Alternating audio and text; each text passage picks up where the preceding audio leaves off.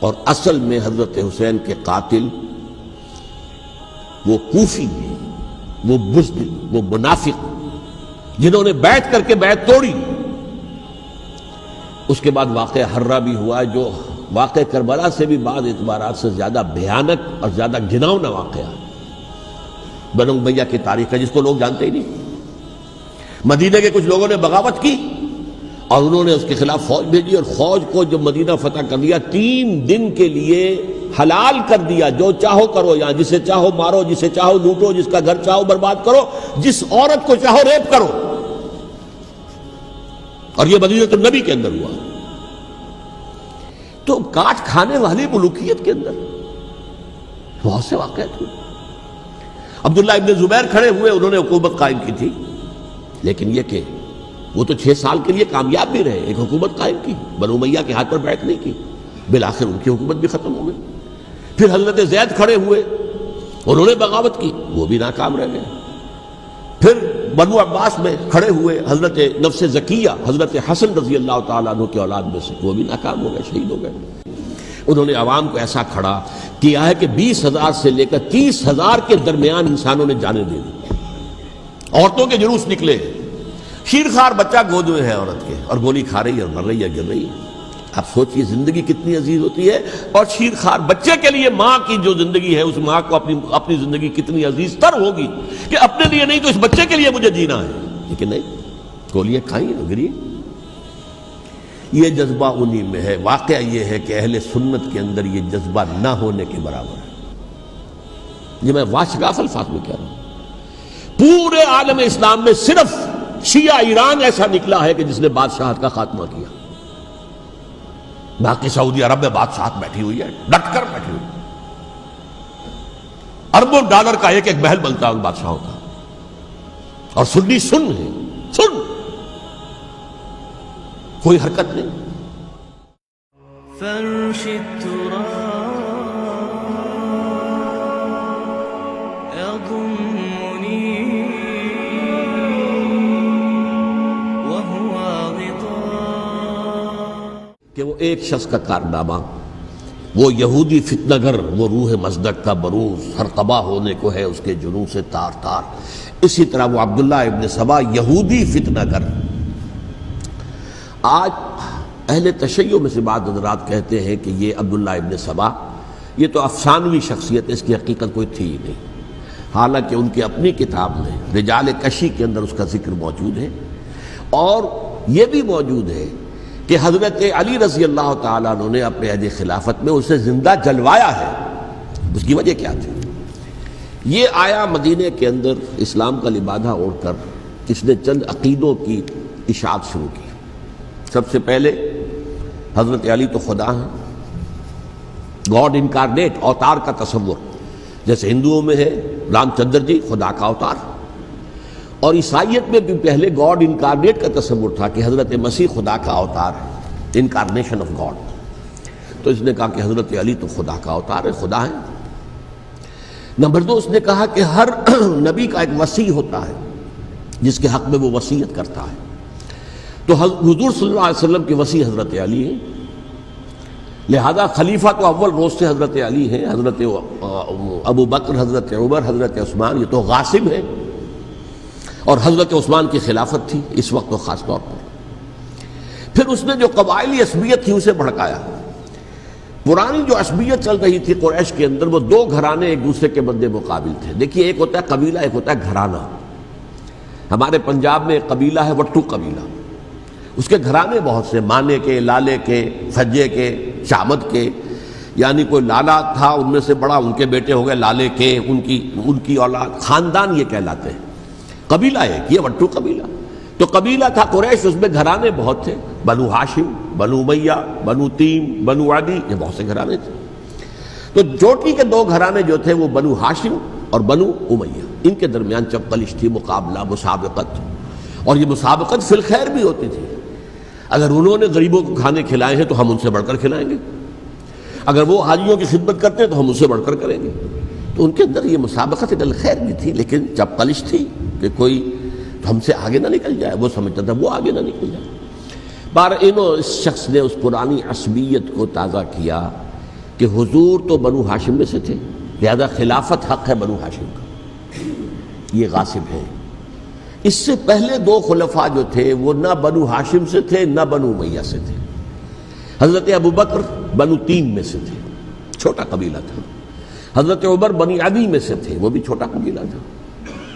یہ حضرت عثمان پہلے خلیفہ جو بنو امیہ میں سے تھے، جن کی پرانی چپکلش بنو ہاشم سے تھی۔ اب اس کو موقع مل گیا کہ پرانی قبائلی عصبیت کو بھڑکائے۔ یہ ہے اصل میں اس فتنے کا پس منظر عبداللہ ابن سبا نے جو آ کر پھیلایا ہے، اور اس کی تفصیل میں اس وقت میں نہیں جا سکتا، کیسے یہ فتنہ پروان چڑھا، کیا انہوں نے اسٹریٹجی اختیار کی، کہ یہ کیا کرتے تھے، گروہ بنا کر بھیجتے تھے لوگوں کو، کوفے میں جاؤ تو وہاں پر دمشق کے گورنر کے خلاف اور مصر کے گورنر کے خلاف الزامات لگاؤ، اس نے یہ کیا، وہ غبن کر گیا، وہ یہ کر گیا، وہ خیانت کر رہا ہے، وہ رشتہ داروں کو پال رہا ہے، اور عثمان کے خلاف بھی تقریریں کرو رضی اللہ تعالی عنہ۔ دمشق میں جاؤ تو کوفے کے گورنر کے خلاف، کیونکہ دمشق کے گورنر کے خلاف بات کرو گے تو لوگوں کو معلوم ہوگا کہ یہ جھوٹ بول رہے ہیں، لیکن یہ کہ وہاں تو تم بات کرو کوفے کے گورنر کے خلاف اور مصر کے گورنر کے خلاف اور حضرت عثمان کے خلاف۔ مصر میں جاؤ تو بات کرو کوفے کے اور شام کے گورنر کے خلاف اور حضرت عثمان کے خلاف۔ یہ انہوں نے ایسا اٹھایا، اور اس زمانے میں آپ کو معلوم ہے ذرائع رسل و رسائل تھے نہیں، نہ اس فتنے کی پتہ چل سکا جب تک کہ وہ فتنہ جو ہے پوری طرح برگ و بار لا کر تراور درخت نہیں بن گیا۔ اس کے نتیجے میں حضرت عثمان رضی اللہ تعالی عنہ شہید ہوئے، اور خلیفہ پھر حضرت علی رضی اللہ تعالی عنہ کو انہی سوائیوں نے، جنہوں نے گھیراؤ کیا تھا، جنہوں نے حضرت عثمان کو شہید کیا ہے، یہی حضرت علی رضی اللہ تعالیٰ عنہ کے ارد گرد ہو گئے۔ اور حضرت علی رضی اللہ تعالیٰ عنہ بھی نہیں چاہتے تھے خلافت کی بیعت لینا، لیکن آخر کیا کرتے؟ کیا وہ امت کو بغیر خلیفہ کے چھوڑ دیتے؟ حضرت زبیر سے کہا گیا، انہوں نے نہیں مانا، رد کر دی بات۔ حضرت طلحہ سے کہا گیا، انہوں نے نہیں مانا۔ حضرت علی سے کہا گیا، اب عشرہ مبشرہ میں سے یہی تو تھے نا، لہذا انہوں نے تسلیم کر لیا، خلافت ہو گئی۔ لیکن اس کے بعد جو خانہ جنگی ہوئی ہے، اس خانہ جنگی کے نتیجے میں نوٹ کر لیجئے کہ 1,00,000 کے قریب مسلمان ایک دوسرے کی تلواروں اور نیزوں اور برچھیوں اور تیروں سے ختم ہو گئے، ہلاک ہو گئے۔ یہ ہماری تاریخ کا تاریک ترین باب ہے۔ 5 سال، 4.5 سال حضرت علی کی خلافت کے، اور 6 مہینے حضرت حسن کی خلافت کے رضی اللہ تعالی عنہ۔ اس سے کیا ہوا کہ ایک طرف تو اسلام کی جو توسیع ہو رہی تھی، تھمتا نہ تھا کسی سے سیل رواں ہمارا، وہ سیلاب رک گیا، انٹرنل سیبوٹاج ہو گئی نا، اب تو اندر ہی آپس ہی میں اگر دست و گریبان ہو گئے تو باہر اب کیا توسیع کرتے ہیں، وہ توسیع کا عمل رک گیا۔ اور یوں سمجھیے کہ جیسے ٹرک اگر کبھی چل رہا ہو، بھرا ہوا ہو، لوڈڈ، اور وہ چڑھائی چڑھ رہا ہو، تو اگر کہیں موشن ٹوٹ جائے، ٹرک کو رکنا پڑے، تو ڈرائیور کے جان پر بن جاتی، اس لیے کہ اس کو دوبارہ سٹارٹ کرنا، اور جبکہ وہ چڑھائی پر ہے، انکلائن پر ہے، آسان کام نہیں ہوتا، خطرہ ہوتا ہے وہ پیچھے جو ہے وہ نہ جائے۔ اور پہاڑی علاقوں میں آپ کو معلوم ہے ذرا پیچھے چلے جانے کا مطلب جو ہے بہت خطرناک جو ہے نتیجہ نکل سکتا ہے۔ بہرحال حضرت علی رضی اللہ تعالیٰ عنہ نے اپنے خلافت میں ایک کام یہ کیا، اب اس کی کیا مصلحتیں تھیں یہ تو انہی کے علم میں ہوگا، ہم قیاس کر سکتے ہیں، اور میں اس تک میں نہیں جانا چاہتا۔ ابھی تک خلافت کا مرکز تھا مدینہ منورہ، حضرت ابوبکر، حضرت عمر، حضرت عثمان، وہیں جہاں حضور صلی اللہ علیہ وسلم رہے تھے اور جہاں پر کہ حضور مدفون تھے۔ لیکن حضرت علی نے اپنا مرکز جو ہے وہ کوفہ بنا لیا۔ اچھا، اس کی ایک ظاہری وجہ یہ سمجھ میں آتی ہے کہ اسلام کا جو پھیلاؤ ہو گیا تھا، وہ سلطنت اتنی وسیع ہو گئی تھی کہ مدینہ منورہ بہت جنوب میں اور بڑے صحرا کو عبور کر کے جانا ہوتا تھا۔ کوفہ جبکہ ایسی مقام پر تھا کہ جہاں سے مشرقی راستہ جا رہا ہے ایران کو، عراق کے اندر تو ہے وہ شہر کوفہ، اور پھر ایران اور خراسان اور ہندوستان کو راستہ جا رہا ہے، وہیں سے شمال کی طرف جا رہا ہے، شام کی طرف اور ترکی کی طرف، اور وہاں سے پھر یہ کہ مغربی افریقہ کو بھی کنٹرول کرنا، جو شمالی افریقہ کو وہ بھی آسان تھا۔ بہرحال حضرت علی نے کوفہ کو اپنا مرکز بنایا، اور نتیجہ یہ ہوا کہ سبائیوں کا بھی مرکز وہی بن گیا، چونکہ انہوں نے اپنے آپ کو گردا گرد رکھا حضرت علی کے رضی اللہ تعالیٰ۔ اب ظاہر بات ہے کسی پرٹیکولر پرسن کے خلاف تو کوئی مقدمہ موجود تھا نہیں، بلکہ جب جنگ جمل ہو رہی تھی، ابھی جنگ نہیں ہوئی تھی، حضرت عائشہ، حضرت طلحہ، حضرت زبیر وہ لے کر آئے تھے لشکر اس مطالبے کے لیے کہ حضرت عثمان کے قاتلوں کو سزا دی جائے، قصاص لیا جائے۔ حضرت علی رضی اللہ تعالیٰ عنہ سے گفت و شنید ہو رہی تھی، حضرت علی جو ہے اس پر آمادہ ہو گئے کہ ٹھیک ہے، میں جو بھی قاتلین عثمان ہیں ان کو گرفتار کر کے سزا دوں گا۔ عین اسی وقت کوفے کی مسجد کے اندر جو ہے 10,000 کا مجمع کھڑا ہو گیا، ہم سب قاتل عثمان ہیں، لو ہم سے بدلہ کہاں سے لوگے۔ اور انہوں نے کیا کیا، جاتے ہی جنگ چھیڑ دی۔ جب چھڑ جائے تو یا مرو یا مارو، اس کے علاوہ تو کوئی چارہ کار ہوتا ہی نہیں۔ ایک رات میں 10,000 مسلمان شہید ہوئے، جن میں 2 عشرہ مبشرہ میں سے حضرت زبیر اور حضرت طلحہ رضی اللہ تعالیٰ عنہ۔ تو یہ صورت تھی، سبائیوں نے گھیراؤ کیا حضرت علی کا رضی اللہ تعالیٰ۔ حضرت معاویہ دعوے دار نہیں تھے خلافت کے، قطعاً نہیں، ان کا صرف ایک دعویٰ تھا، اور وہ یہ تھا کہ عثمان کے قاتلوں کو گرفتار کرو، یا خود سزا دو یا ہمارے حوالے کرو، ہم اس سے قصاص لیں گے۔ اس لیے کہ قبیلہ بنو امیہ کا تھا اور حضرت امیر معاویہ بنو امیہ میں سے، تو ایک خاندانی طور پر جو ہے ہم قصاص لیں گے ان سے جنہوں نے قتل کیا ہے حضرت عثمان کو۔ لیکن یہاں ظاہر بات ہے کہ حضرت علی رضی اللہ تعالیٰ عنہ کی طرف سے مطالبہ یہ ہوتا تھا، تم پہلے میری بیعت کرو، میرے ہاتھ مضبوط کرو تاکہ میں ان کے خلاف کوئی اقدام کر سکوں۔ لیکن انہیں یہ اندازہ تھا کہ اگر میں نے بیعت کی تو ظاہر بات ہے کہ حضرت علی تک پہنچنے سے پہلے مجھے گردن بڑھا دیں گے یہ لوگ، اس لیے کہ سبائی جو ہے وہ آپ کو گھیرے ہوئے۔ بہرحال ایک عجیب الجھاؤ، ایک ڈائلیما تھا جس کی وجہ سے یہ جنگ چلتی رہی، اور حضرت علی رضی اللہ تعالیٰ عنہ کو انہی کے شیعان علی ہی کے اندر سے وہ جماعت علیحدہ ہوئی تھی جس کو ہم خوارج کے نام سے جانتے ہیں، اور ایک خارجی ملجم ابن ملجم ہی نے حضرت علی کو شہید کیا رضی اللہ تعالیٰ عنہ۔ پھر حضرت حسن رضی اللہ تعالیٰ عنہ، اب دیکھیے کس قدر صحیح بات تھی جو حضرت علی رضی اللہ تعالیٰ عنہ نے فرمائی جب ان سے کہا گیا کہ کیا ہم آپ کے بیٹے حسن کے ہاتھ پر بیعت کر لیں رضی اللہ تعالیٰ عنہ۔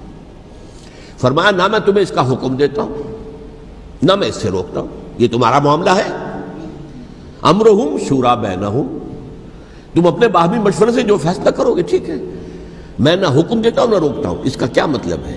باپ کے بعد بیٹے کی خلافت ہرگز حرام نہیں ہے، ورنہ کہتے کیسے ہو سکتا ہے میرا بیٹا؟ نہیں، یہ نہیں کہا آپ نے۔ حضرت عمر سے بھی کہا گیا تھا کہ اپنے بیٹے کو نامزد کر دیں، عبداللہ ابن عمر کو، تو انہوں نے جواب میں کیا کہا؟ اسے تو طلاق دینی بھی نہیں آتی۔ انہوں نے اپنی کسی زوجہ کو طلاق دی تھی اور اس میں جو صحیح ترین طریقہ ہے وہ اختیار نہیں کیا تھا، انہیں طلاق دینی تک نہیں آتی تو میں اسے خلیفہ بنا لوں۔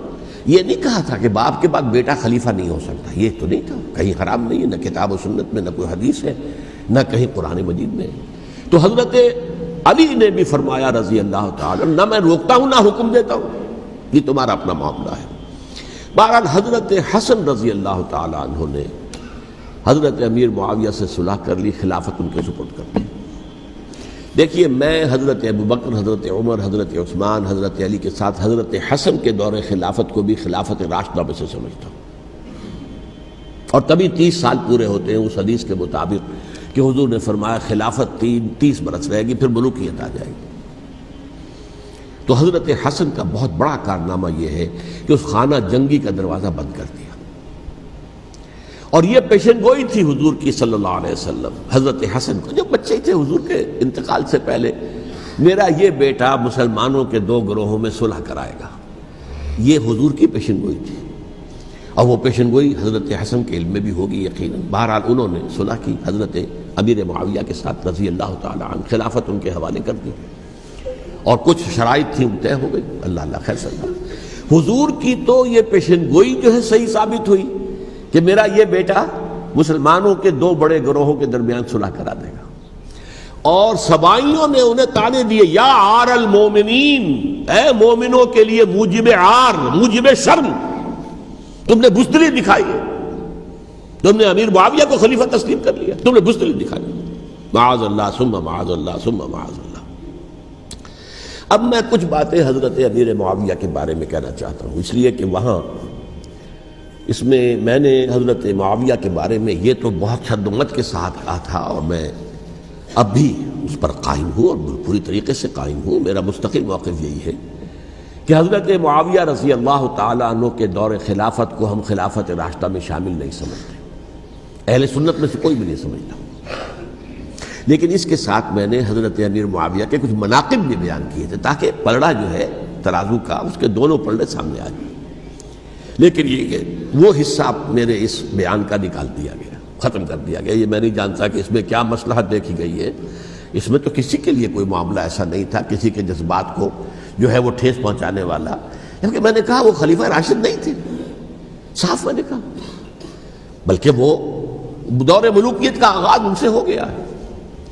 بلکہ جب ایک صاحب نے یہ کہا کہ کربلا کے بعد سے دور ملوکیت آ رہی تھی تو میں نے کہا نہیں جناب، دور ملوکیت تو 20 سال پہلے پوری ہو چکی تھی، شروع ہو چکی تھی.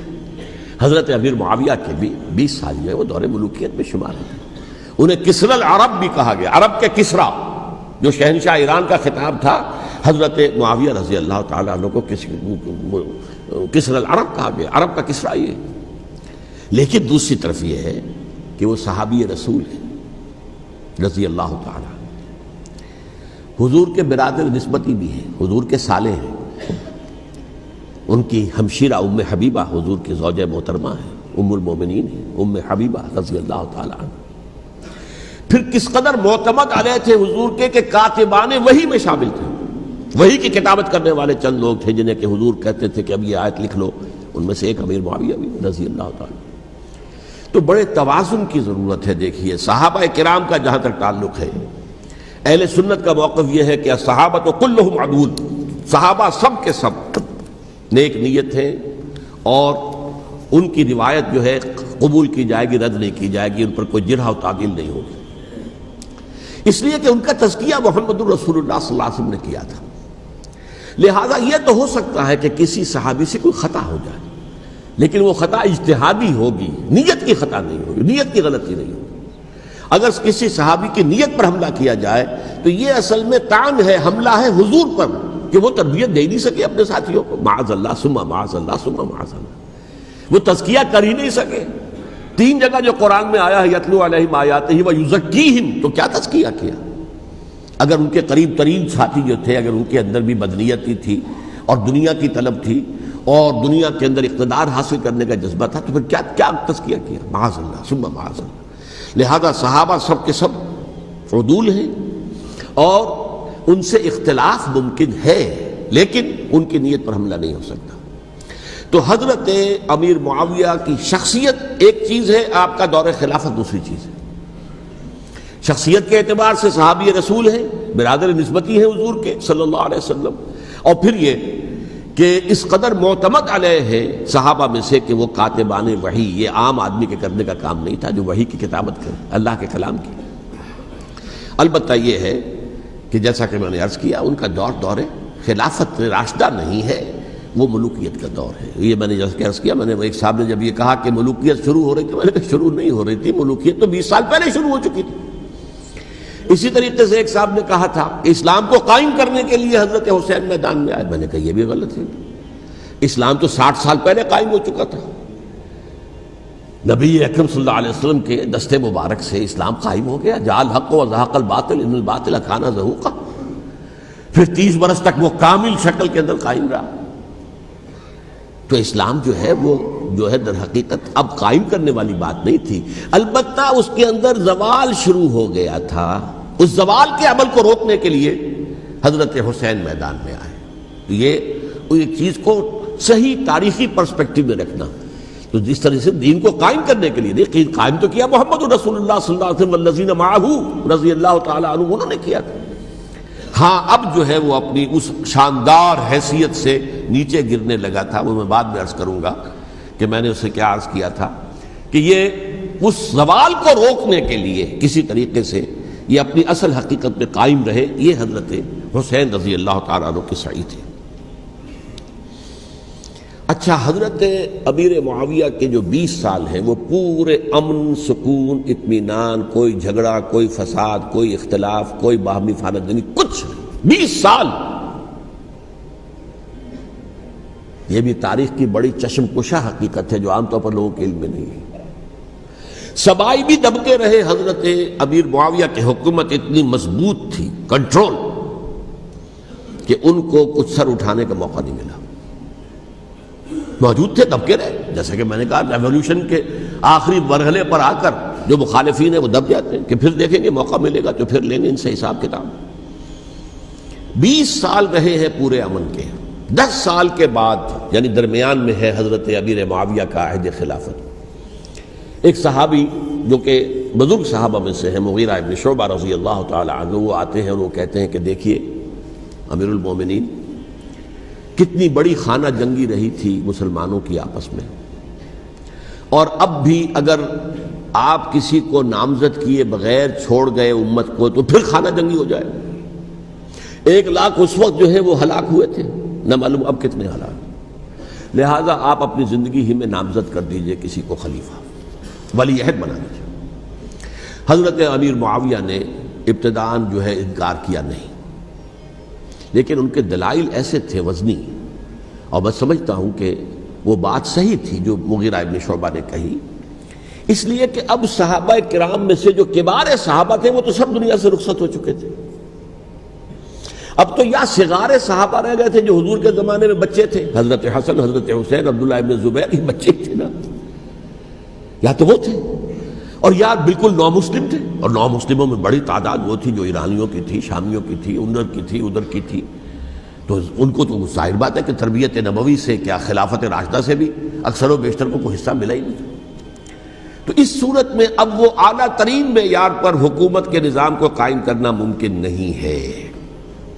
کوئی قبائلی عصبیت جب تک حکومت کی پشت پر نہیں ہوگی، حکومت مستحکم نہیں ہوگی۔ یہ گویا کہ ایک جس کو کہتے ہیں کہ حقیقت بینی، واقعیت پسندی، ایک آئیڈیلزم ہے اور ایک ریئلزم ہے کہ آپ فیکٹس آن دی گراؤنڈ کو غور کریں، سوچیں اس کے اوپر اور پھر کوئی فیصلہ کریں۔ اس اعتبار سے پھر حضرت امیر معاویہ نے بات مان لی اور بیعت لے لی لوگوں سے حضرت یزید کے لیے کہ یہ خلیفہ ہوں گے میرے بعد، اس کو ولی عہدی کہتے ہیں۔ اچھا، اس وقت 5 افراد ایسے تھے کہ جنہوں نے اس سے اختلاف کیا، یہ بات بہت اہم ہے۔ میرا کتابچہ ہے سانحہ کربلا، اس کے کچھ نسخے آج یہاں ہوں گے، آپ لوگ پڑھیے اسے غور سے اور پھیلائیے تاکہ حقیقت سامنے آئے۔ 5 افراد کون تھے جو ہونے چاہیے؟ ابو بکر فوت ہو گئے، ان کے بیٹے عبد الرحمن ابن ابی بکر۔ عمر فوت ہو گئے، ان کے بیٹے عبداللہ ابن عمر۔ عباس فوت ہو گئے، ان کے بیٹے عبداللہ ابن عباس۔ زبیر فوت ہو گئے، ان کے بیٹے عبداللہ ابن زبیر۔ اور حضرت حسن جو ہے ان کا انتقال ہو چکا تھا، حضرت علی کے بیٹے حضرت حسین رضی اللہ تعالی عنہ مجمعین۔ حضرت حسن کے بارے میں ایک فریق کا کہنا یہ ہے کہ انہیں زہر دے کر ہلاک کیا گیا، اہل تشیع کا قول یہ ہے، جبکہ اہل سنت کہتے ہیں کہ نہیں، وہ اپنی جو بھی طبی موت تھی اس سے ان کی وفات۔ لیکن میں اس میں نہیں جانا چاہتا، اس لیے کہ یہ مائکرو ہسٹری جو ہے نا، وہ تو ایک ایک واقعے کے لیے ادھر کی روایات کیا، ادھر کی کیا ہیں، ان کے پاس کیا دلائل، یہ تو کسی ریسرچ اسکالر کا موضوع ہے، میرا موضوع نہیں ہے۔ لیکن بہرحال یہ 5 حضرات تھے جنہوں نے ولی عہدی کی بیعت نہیں کی، لیکن حضرت معاویہ اتنے حلیم الطبع انسان تھے، انہوں نے جبر نہیں کیا، کوئی تشدد نہیں کیا۔ ٹھیک ہے، ولی عہدی کی بیعت نہیں کر رہے، کوئی بات نہیں، میری بیعت تو کی ہوئی ہے نا، ابھی تو میں زندہ ہوں، بات ختم ہو گئی، میری بیعت کو تو نہیں توڑا انہوں نے، فسخ بیعت نہیں کی۔ اس اعتبار سے انہوں نے نہ کوئی تشدد کیا، نہ جبر کیا، نہ کوئی مواخذہ کیا۔ لیکن جب امیر معاویہ کا انتقال ہو گیا، اب ولی عہدی کی بجائے وہ اب خلافت کی بیعت ہوئی، سب لوگوں نے بیعت کر لی۔ ان 5 میں سے ایک فوت ہو چکے تھے، حضرت عبد الرحمن ابن ابی بکر فوت ہو چکے رضی اللہ تعالی۔ 4 تھے، ان 4 میں ایک اختلاف ہوا۔ 2 کی رائے یہ تھی، عبداللہ ابن عمر، عبداللہ ابن عباس، کہ اگرچہ یہ کام غلط ہوا ہے، اسلام کی روح کے منافی ہوا ہے، یہ بادشاہت کی بنیاد پڑ رہی ہے، لیکن یہ بات ایسی نہیں ہے کہ اس کی بنا پر ہم خانہ جنگی شروع کروا دیں، امت کے اندر خون خرابہ کروائیں، فساد کروائیں۔ لہذا انہوں نے بیعت کر لی۔ اب کوئی اگر یہ کہے معاذ اللہ کہ وہ بک گئے تھے یزید کے ہاتھ میں، معاذ اللہ ثم معاذ اللہ، وہی بات آپ اختلاف کر سکتے ہیں کہ انہیں نہیں کرنی چاہیے تھی، یہ کوئی رائے رکھے، مجھے اختلاف نہیں، لیکن ان کی نیت پر حملہ کریں گے تو حملہ محمد رسول اللہ پر ہوگا صلی اللہ علیہ وسلم۔ عبداللہ ابن عمر کون ہے؟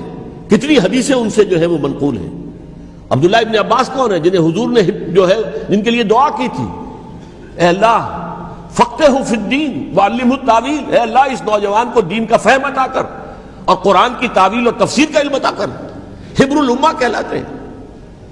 وہ کہیں پیسوں اور ٹکوں کے عوض بک جانے والے نہیں تھے، انہوں نے امت کی مصلحت دیکھی، نیت جو ہے اس پر حملہ نہ کیجیے، البتہ اختلاف کا حق آپ کو حاصل ہے۔ دو حضرات جو ہے ڈٹے رہے کہ نہیں ہمیں کم وقت میں ریزسٹ کرنا ہے۔ عبداللہ ابن زبیر عمر کے اعتبار سے وہ بڑے ہیں، مسلمانوں میں سب سے پہلے ولادت مدینے میں جا کر جو ہوئی ہے وہ عبداللہ ابن زبیر کی ہوئی ہے۔ ہجرت کر کے جب مہاجرین وہاں پہنچے کچھ عرصے تک کسی کے ہاں کوئی اولاد نہیں ہوئی تو لوگوں نے تانے دینے شروع کر دیے کہ معلوم ہوتا ہے کہ یہاں آ کر یہ مکے کے رہنے والے جو ہیں کمزور ہو گئے ہیں، ان کے ہاں اولاد ہی نہیں ہو رہی۔ پھر عبداللہ ابن زبیر کی ولادت ہوئی ہے، یہ حضرت ابو بکر کے نواسے ہیں، حضور کی زوجہ محترمہ حضرت عائشہ کی بہن حضرت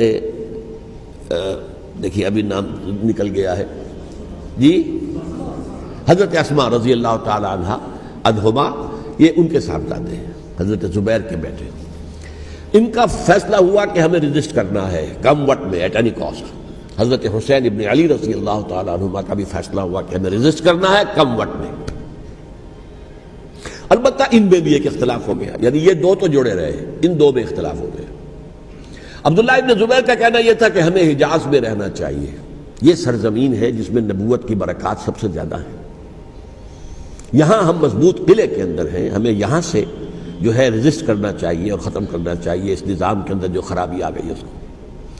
حضرت حسین رضی اللہ تعالیٰ عنہ کے پاس خطوط کا تانتا بنا ہوا تھا، کوفے سے لوگ خط لکھ رہے تھے، آئیے آئیے آئیے ہم آپ کے ہاتھ پر بیعت کریں گے، ہم آپ کے ہاتھ پر بیعت کریں گے، ہم آپ کے ہاتھ پر بیعت کریں گے۔ یہی وہ کوفہ جو حضرت علی کا دارالخلافہ رہا تھا اور جو پھر سبائیت کا گڑھ بن گیا تھا۔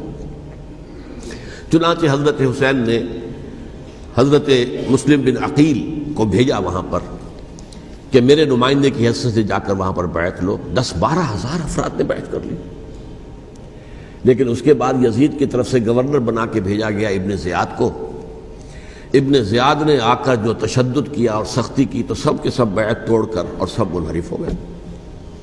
مخلصین تو وہ تھے نہیں، الکوفی لایوفی، کوفی جو ہے وہ تو کوئی وعدہ وفا کرنے والا ہوتا ہی نہیں، بیعت توڑ دی۔ فمن نقص فانما ينقص على نفسه، بیعت کے بعد بیعت توڑ دینا بہت بڑا گناہ ہے، توڑ دی۔ ادھر اطلاع مل گئی حضرت حسین کو، چل چکے تھے وہ راستے میں تھے کہ وہاں تو مسلم بن عقیل شہید ہو گئے اور سب لوگوں نے بیعت توڑ دی۔ اب واپس جانا چاہتے تھے لیکن مسلم بن عقیل کے بیٹے جو ہے اڑ گئے۔ یہ عرب کی اپنی ایک جو ہے پرانی ان کی حمیت اور ان کا قبائلی نظام کہ اب ہم اپنے والد کے خون کا قصاص لیے بغیر نہیں جائیں گے۔ حضرت حسین رضی اللہ تعالیٰ عنہ کی مروت اور شرافت کہ یہ میرا ساتھ دینے کے لیے آئے تھے، اب میں ان کا ساتھ نہ دوں تو یہ تو شرافت اور مروت کے خلاف ہے۔ کہا اچھا چلو چلتے۔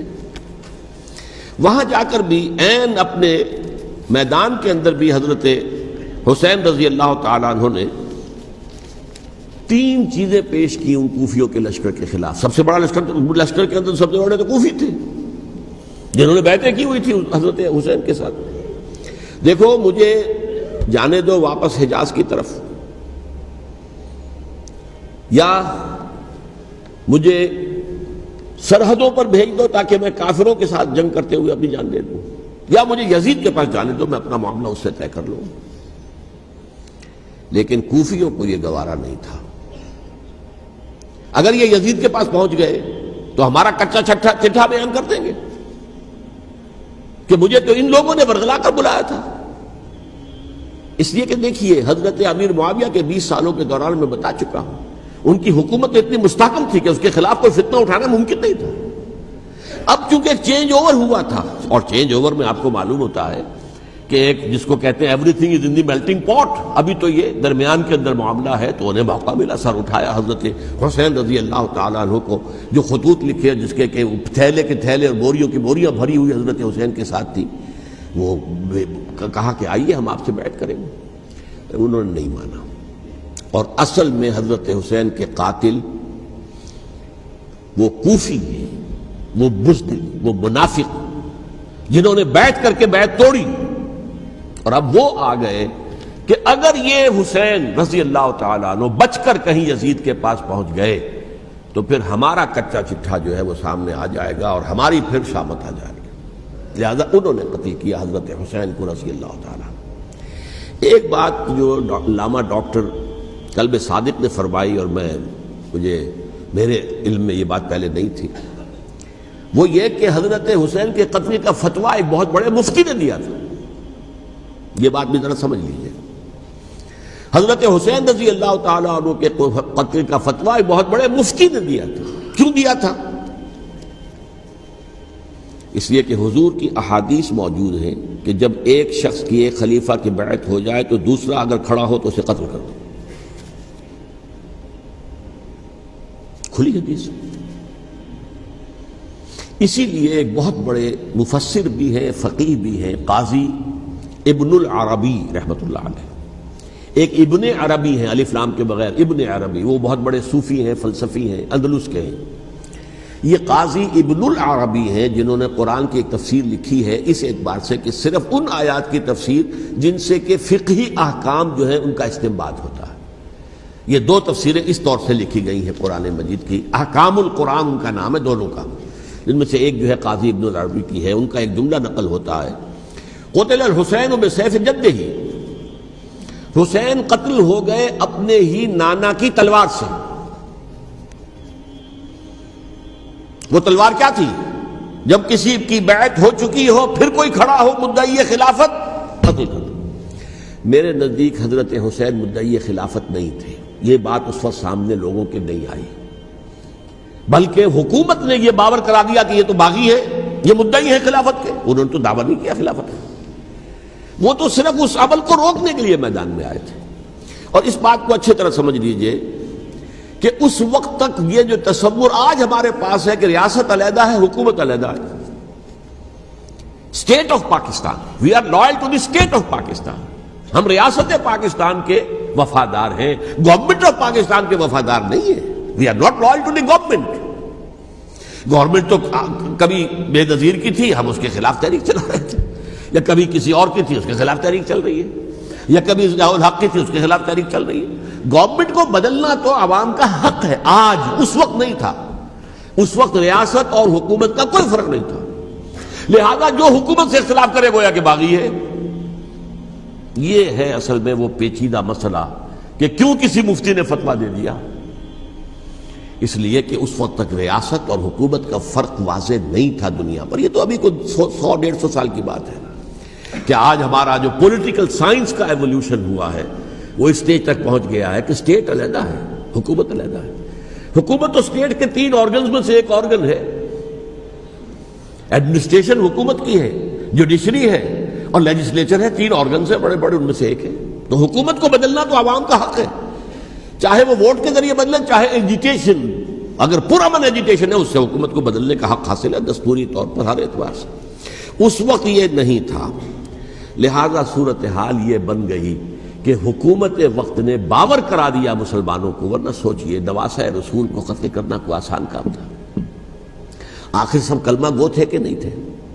کلمہ گو تو تھے نا، اور حضور سے عقیدت اور محبت میں کمی، لیکن یہ کہ فتویٰ اگر ایک بہت بڑے مفتی کا، جو کہ حضرت علامہ ڈاکٹر قلب صادق صاحب نے فرمایا، مجھے اس مفتی کا نام بھی معلوم نہیں، کہ ایک مفتی ہی کا فتویٰ تھا وہ، جس کے بنا پر اب ان لوگوں نے حضرت حسین کو قتل کیا، اور یہی وجہ ہے کہ انہوں نے پھر خیموں کو بھی آگ لگا دی۔ وائی، حالانکہ دیکھیے اگر دشمنی کا انتقام ہوتا تو حضرت علی بن حسین جو بیمار تھے، جو بعد میں زین العابدین رحمۃ اللہ علیہ کے نام سے پھر یہ اہل تشیع کے چوتھے امام معصوم ہیں، حضرت علی، حضرت حسن، حضرت حسین، اور پھر حضرت علی بن حسین زین العابدین رحمۃ اللہ علیہ، کیا ان کو بھی قتل کرتے تھے؟ حضرت حسین کی نسل ہی ختم ہو جاتی، لیکن نہیں کیا۔ آگ کیوں لگائی؟ آگ اس لیے لگائی کہ وہ جو ڈاکومنٹری پروف ہے ہماری غداری کا یزید کے خلاف حضرت حسین کو جو ہم نے دعوت دی، وہ جو ڈاکومنٹری پروف خطوط کی شکل میں موجود ہے وہ ختم ہو جائے، ڈسٹرائے ہو جائے۔ اس کے لیے انہوں نے خیموں میں آگ لگائی۔ بہرحال یہ ہے تاریخی پس منظر، یہ اسی سبائی فتنے کا تسلسل ہے جس نے سب سے پہلے حضرت عثمان کی جان لی رضی اللہ تعالیٰ عنہ، 5 سال تک مسلمانوں میں خانہ جنگی رکھی، حضرت علی کو پھر شہید کیا، اور اس کے بعد جو ہے 20 سال حضرت امیر معاویہ کے تو سر نہیں اٹھا سکے، لیکن پھر جب ایک چینج اوور ہو رہا تھا تو اس وقت انہوں نے موقع غنیمت سمجھا کہ اب کھڑے ہو جاؤ اور اب دوبارہ ایک فتنہ جو ہے اس کو امت کے اندر پیدا کر دو۔ اچھا، اس معاملے میں ایک بات جو میں نے وہاں کہی کہ ہمارے ہاں شاعرانہ جو مبالغہ آمیزی ہے، یہ میری گفتگو کا حصہ انہوں نے حذف کر دیا ہے، اور میں نے ایک سنی شاعر بہت بڑے عالم جن کے حوالے سے آج بھی میری تقریر ہوگی خالق جناح ہال میں، مولانا محمد علی جوہر کے ایک شعر کے حوالے سے کہا کہ قتل حسین اصل میں مرگ یزید ہے، اسلام زندہ ہوتا ہے ہر کربلا کے بعد۔ میں نے کہا بالکل محمل شعر ہے، اسلام مرا ہی نہیں تھا، زندہ ہونے کا کیا سوال؟ اور اگر کسی درجے میں مزمحل یا زخمی ہوا تھا تو وہ تو رہا، کربلا کے بعد بھی رہا، یزید کی حکومت بھی رہی، بنو امیہ کی حکومت بھی چلی، کوئی تبدیلی تو نہیں آئی۔ یہ کیا کہہ رہے ہیں؟ اسلام زندہ ہوتا ہے کربلا کے بعد؟ میں نے کہا اسلام مرا نہیں تھا۔ جیسے میں نے یہ کہا کہ ملوکیت جو ہے وہ اب شروع نہیں ہوئی، ملوکیت تو 20 برس پہلے شروع ہو چکی تھی حضرت امیر معاویہ کے، لیکن ظاہر بات ہے کہ حضرت حسن نے، حضرت حسین نے اس کو قبول کیا، اور حضرت حسین نے تو پھر 10 سال تک ولی عہدی جو تھی چاہے بیعت نہیں کی لیکن اس کے خلاف میدان میں آ کر چیلنج تو نہیں کیا۔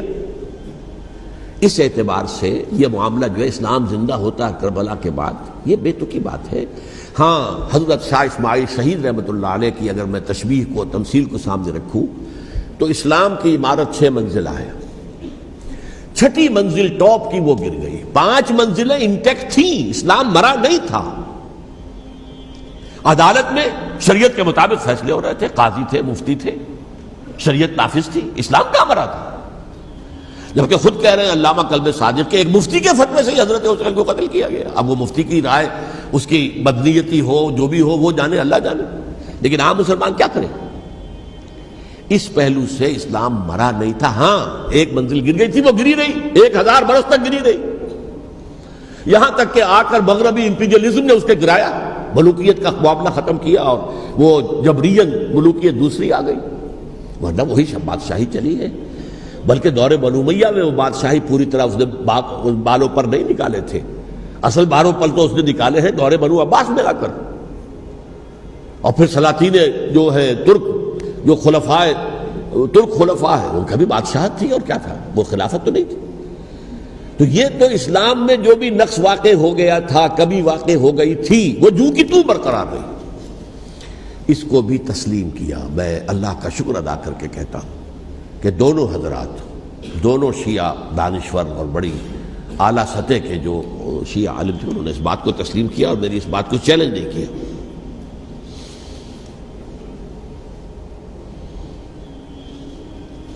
اصل میں تیسری بات میں نے یہ کہی کہ دیکھیے حضرت حسین رضی اللہ تعالی عنہ کی اس شہادت کے بعد،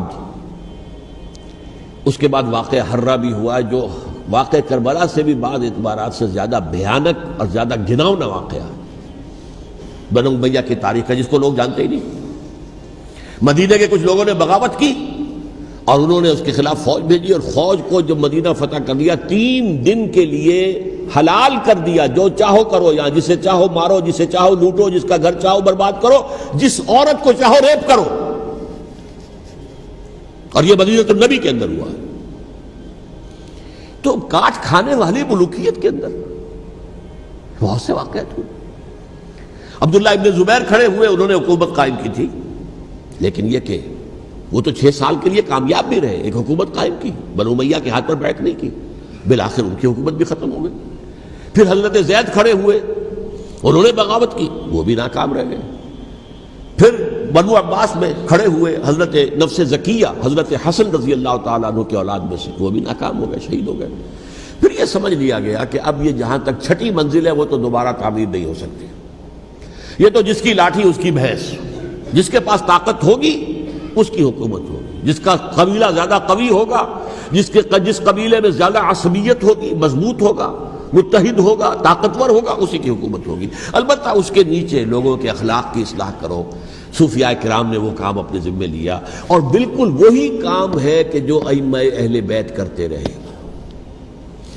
حضرت حسن کی اولاد میں پھر حضرت علی بن حسین رضی اللہ تعالی، حضرت حسین کی اولاد میں پھر امام محمد باقر، امام محمد جعفر صادق، اور اس کے بعد بھی 5 اور، کسی نے بغاوت نہیں کی۔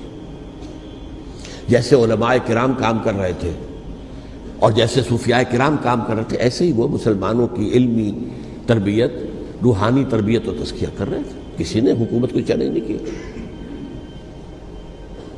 نوٹ کر لیجیے اس بات کو۔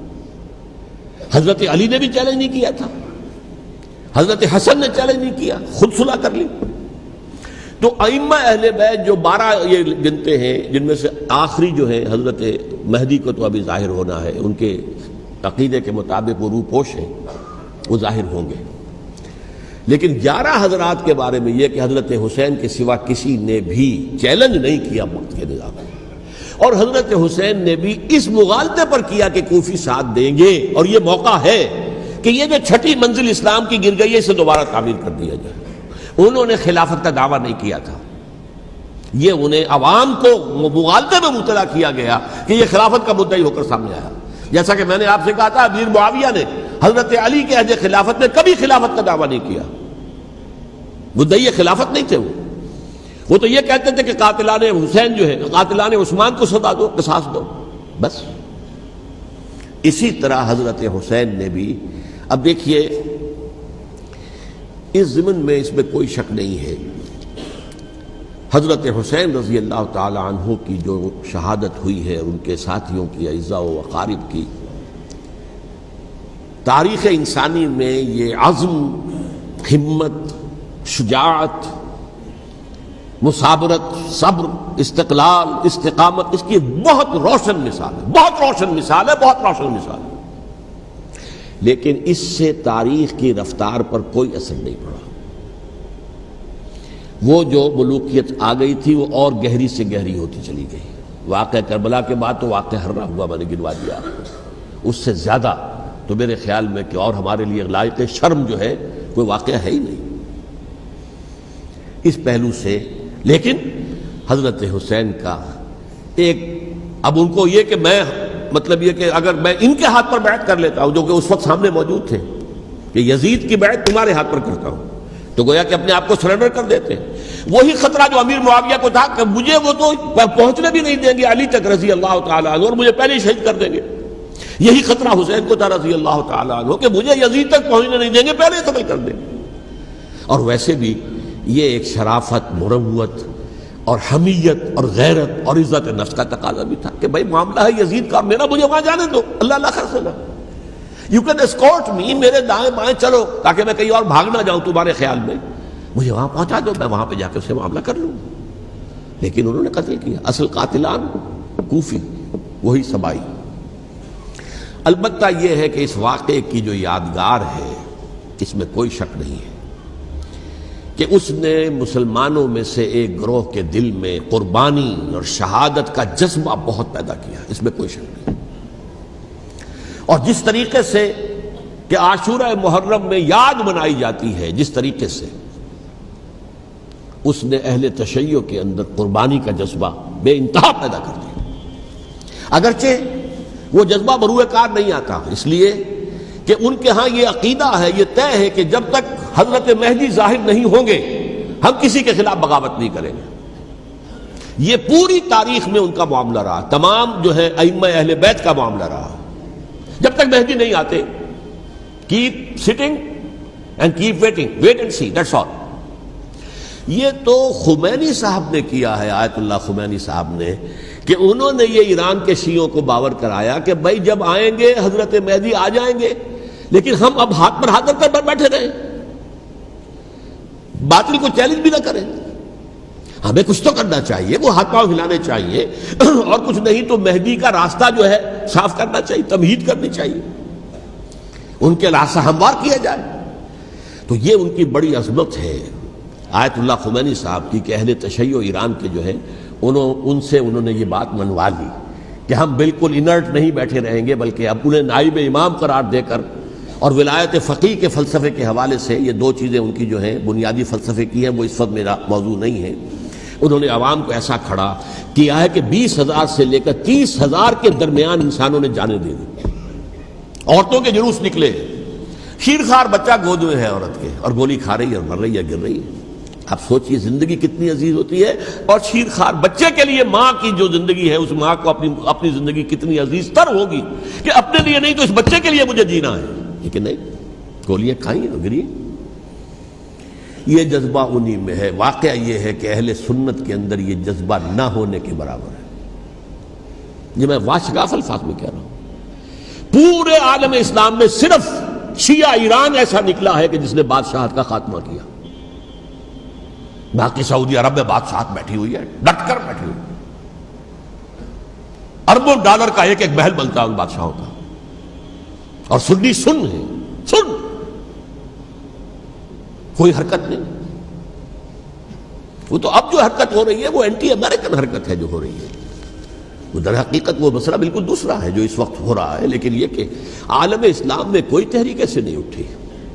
یہ اہل تشیع میں ہے، جو بالکل استثنائی بات ہے کہ انہوں نے جو ہے ایک ایسا بادشاہ جس کو کہا جاتا تھا کہ اس کا جو اسلحہ خانہ ہے وہ ایشیا میں سب سے بڑا اسلحہ خانہ ہے، جو 2500 سالہ پرانی جو ایک عظمت تھی ایران کی، اس کو دوبارہ تازہ اور زندہ کرنا چاہتا تھا۔ 2500 سالہ برسی اس نے منائی تھی، اس کے لیے ایک شہر آباد کیا تھا کہ خسرو یا سائرس یا ذوالقرنین قرآن مجید کی اصطلاح میں اس کی یادگار بنائی تھی، اور وہ سوچ رہا تھا کہ وہی عظمت دوبارہ ایران کی ہوگی جو کہ خسرو کے زمانے میں تھی، جس کا قرآن مجید میں سورہ کہف کے اندر ذکر ہے، مشرقی فتوحات، مغربی فتوحات، شمالی فتوحات۔ تو وہ بادشاہ ہے، اس کو بھاگنا پڑا وہاں قربانی کی وجہ سے۔ تو یہ جو ہے واقعہ کربلا نے، اس میں کوئی شک نہیں ہے کہ ایک ایسی مشعل روشن کی ہے جس کو کہ ہر شخص کو دیکھنا چاہیے۔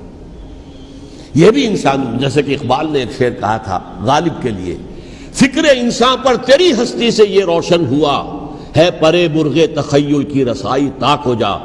تو فکر انسان پر حضرت حسین کی قربانی سے یہ واضح ہوا ہے کہ انسان کس حد تک جا سکتا ہے قربانی دینے کے لیے اپنے کسی مقصد کے لیے۔ مقصد ان کا جو تھا، میں نے اسی لیے آیت پڑھی تھی، معاذ اللہ ثم معاذ اللہ۔ میں ایک آخری بات جو کہہ رہا ہوں وہ نوٹ کر لیجئے۔ ایک خاص انتہائی نقطۂ نظر کے عام کیے جانے کی وجہ سے سنیوں میں بھی ایک انتہائی رد عمل پیدا ہوا ہے، ایکسٹریم رائٹسٹ سنیز۔ اگر ایک طرف سے حملہ کیا گیا ہے حضرت عثمان کی نیت پر، ان کو خیانت کا الزام لگایا گیا، ان پر اقربا پروری کا الزام لگایا گیا، حضرت ابو موسیٰ شریف پر خیانت اور غداری کا الزام لگایا گیا، یہ ساری چیزیں اگر صحابہ کرام کے اوپر ہوئی ہیں، امیر معاویہ پر، امیر اور عمرو بن العاص پر، تو جواب میں کچھ لوگ کھڑے ہو گئے، حضرت علی وہ اقتدار کے طالب تھے، معاذ اللہ ثم معاذ اللہ ثم معاذ اللہ۔ یہ اہل سنت کا موقف نہیں ہے۔ حضرت حسین اقتدار کے طالب تھے، ہرگز نہیں، ہرگز نہیں، ہرگز نہیں۔ وہی اصول جو میں نے بتایا تھا سب کے لیے لاگو رہے گا، وہ امیر معاویہ کے لیے ہے تو حضرت علی کے لیے بھی ہے، حضرت حسین کے لیے بھی ہے۔ کہ نیک نیت ہے، آپ ان کی کسی رائے سے اختلاف کر سکتے ہیں لیکن ان کی نیت پر حملہ نہیں کریں گے۔ نیت پر حملہ کریں گے آپ کا ایمان بالرسالت جو ہے وہ مجروح ہو جاتا ہے۔ یہ رسول کے ساتھ بھی ہے، رسول نے ان کا تزکیہ کیا، یتلو علیہم آیاتہ ویزکیہم، اس کا سارا عمل محمد کا کیا ہوا ہے صلی اللہ علیہ وسلم۔ تو صحابی کے معاملے میں یہ ہمارے ہاں ان کو اہل سنت جو ہیں، جو معتدل مزاج کے، اکثریت ان کی، یہ تو چند لوگ ہیں، ذرا قلم چلا لیتے ہیں تو ان کی بہت سی کچھ چھوٹی چھوٹی کتابیں بھی شائع ہو گئی ہیں بہت، لیکن انہیں اہل سنت نے قرار دیا ناسبی یا خارجی۔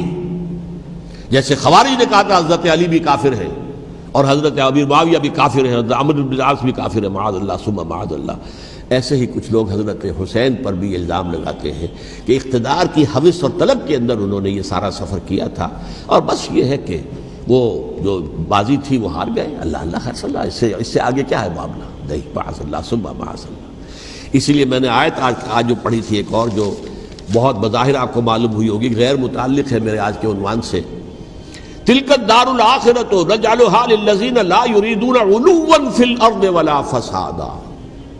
یہ سورہ قصص کے آخری آیات میں سے، دیکھو یہ آخرت کا گھر جو ہے وہ ہم خاص کر دیں گے ان لوگوں کے لیے جو اس زمین میں اپنے اقتدار کے طالب نہیں ہوتے. زمین میں اقتدار کے طالب ہوگے فساد ہو جائے گا. تم بھی طالب میں بھی طالب، جھگڑا ہوگا، لڑائی ہوگی، دنگا ہوگا، فساد ہوگا. تلک الدار الآخرۃ نجعلھا للذین لا یریدون علوا فی الارض ولا فسادا. جو لوگ زمین میں اپنے اقتدار کے طالب اور اس کے نتیجے میں فساد پیدا کرنے والے نہیں ہیں، ان کے لیے ہم نے آخرت کا گھر خاص کیا ہے. والعاقبۃ للمتقین، اور عاقبت جو ہے، انجام کار، آخرت جو ہے وہ تو متقیوں کے لیے ہے. اسی میں آئیں گے سب صحابہ کرام، خواہ وہ حضرت علی ہے رضی اللہ تعالیٰ عنہ، اور خواہ وہ حضرت امیر معاویہ ہیں، حضرت عثمان ہیں رضی اللہ تعالیٰ عنہما، خواہ حضرت حسن ہیں، حضرت حسین ہیں رضی اللہ تعالیٰ عنہما، خواہ عبداللہ ابن زبیر ہیں، خواہ عبداللہ ابن عباس ہیں، خواہ عبداللہ ابن عمر ہیں رضی اللہ تعالیٰ عنہم اجمعین. اس اصول کو سامنے رکھ کر اختلاف آپ کر سکتے ہیں کسی سے بھی، لیکن کسی کی نیت پر حملہ کریں گے تو اصل میں آپ کا ایمان بالرسالت مجروح ہو جائے گا. علی کو نبی اکرم صلی اللہ علیہ وسلم نے اپنا نائب بنا کر چھوڑا تھا جب غزوہ تبوک میں جا رہے تھے مدینے میں. حضرت علی نے کہا بھی کہ مجھے آپ عورتوں کے ساتھ بٹھا کے جا رہے ہیں. فرمایا تمہارا مقام میرے ساتھ وہی ہے جو موسیٰ کے ساتھ ہارون کا تھا. ہارون کو چھوڑ کر گئے تھے نا یہودیوں کے پاس جب گئے تھے تورات لینے کے لیے، تو تمہارا وہی مقام ہے میرے ساتھ. تو یہ حضرت علی ہے رضی اللہ، ان کے بارے میں میرا، ان کی کیا عظمت میری نگاہ میں. تو یہ 3 کتابچے ہیں، مجھے نہیں معلوم تیسرا یہاں ہے یا نہیں ہے. بہرحال آپ لوگوں کو ریکمینڈ کر رہا ہوں کہ ان کا مطالعہ کریں. اب یہ کہ آخری بات یہ کہ اصل ہمارے کرنے کا کام کیا ہے. دیکھیے کیوں نہیں کیا کسی نے بھی خروج کا معاملہ، وہ میں واضح کر چکا ہوں. بغاوت نہیں کی، کیوں؟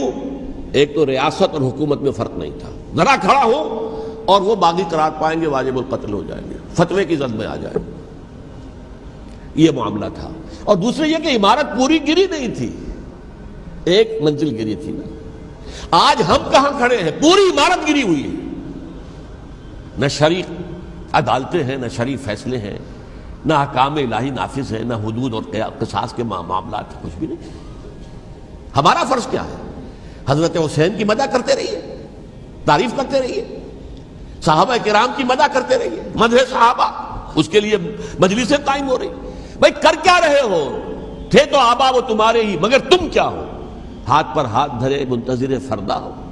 تلک امۃ قد خلت لہا ما کسبت ولکم ما کسبتم. وہ تو ایک امت تھی جو چلی گئی، اللہ کے ہاں پہنچ گئے. جو کچھ انہوں نے کمایا وہ ان کے لیے، تمہارے لیے نہیں ہے. تمہارے لیے وہ ہوگا جو تم کماؤ گے. ہمارے لیے راستہ اب یہی ہے کہ خلافت راشدہ کے مکمل نظام کو اثر نو قائم کرنے کے لیے منہج انقلاب نبوی کو اختیار کریں. میری کتاب اس پر، کیسٹس اس پر، آڈیو کیسٹس، ویڈیو کیسٹس، سی ڈیز، نہ معلوم ڈی وی ڈی، سب کچھ موجود. سیرت النبی پر تو میں عرض کر چکا ہوں. فلسفہ سیرت النبی سمجھنا ہے تو میری کتاب پڑھیے، ورنہ سیرت النبی آپ پڑھ لیں گے، واقعات معلوم ہو جائیں گے، فلسفہ سیرت سامنے نہیں آئے. اس کا آپ مطالعہ کریں گے میری کتاب سے. اور دوسرے یہ کہ یہ خلافت قائم کرنے کے لیے جو جد و جہد ہم کر رہے ہیں، تحریک خلافت پاکستان جس کا میں داعی ہوں ادنا سا، وہ تنظیم نہیں ہے، میں اس کا امیر نہیں، وہ ایک تحریک ہے. جیسے تحریک پاکستان کہلاتی تھی جس کی تنظیم تھی مسلم لیگ، پارٹی کا نام مسلم لیگ تھا، لیکن تحریک پاکستان.